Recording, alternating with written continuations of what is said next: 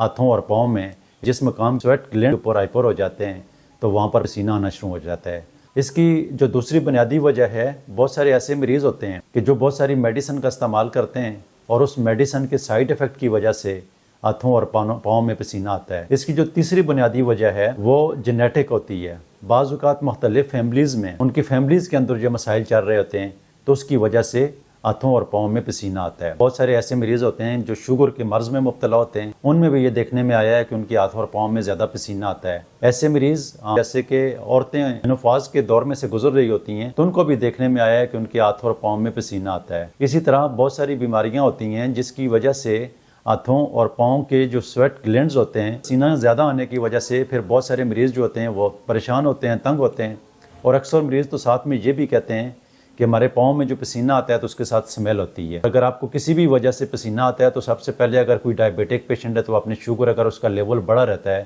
تو شوگر کو کنٹرول کرے۔ بہت سارے ایسے مریض ہوتے ہیں کہ ان کو تھائرائیڈ کا مسئلہ ہوتا ہے